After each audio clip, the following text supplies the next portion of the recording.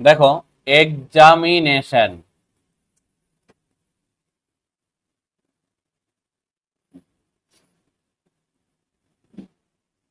এটা থেকে একযোগে চারটা অক্ষর কত উপায়ে নেওয়া যাবে? চারটা অক্ষর।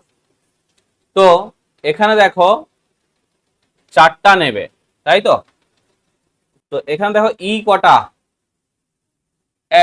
ডবল ডবল কোনটা আছে? এ দুটো আছে, এম দুটো, এই এন, এন দুটো, আই দুটো, আর বাকি কি আছে দেখো ই, এক্স, আর কি আছে? এন তো আছে তো, এম, হ্যাঁ, টি, ও, একটি করে। বুঝো ব্যাপারটা, চারটা নেওয়া হবে। তাহলে তুমি চাইলে দুটো সদৃশ নিয়ে নিলেও হয়ে যায়, এখানে সদৃশ গুলো চারটা নিয়ে নিলেও হতো হবে। আর কি নিতে পারো? এক জোড়া সদৃশ নিব, এক জোড়া বিভিন্ন নেব, এটাও হতে পারে, বা চারটাই বিভিন্ন, ঠিক কিনা?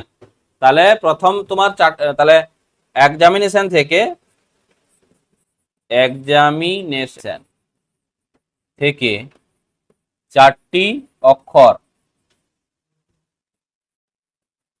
অক্ষর নেওয়ার উপায়।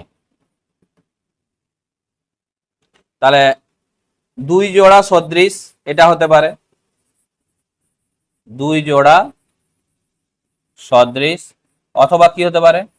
এক জোড়া সদৃশ, এক জোড়া সদৃশ দুটি বিভিন্ন, ও দুটি বিভিন্ন, আর তারপরে চারটাই বিভিন্ন, চারটাই ভিন্ন, এই ব্যাপারটা হতে পারে। তাহলে বলো সদৃশ কত জোড়া আছে?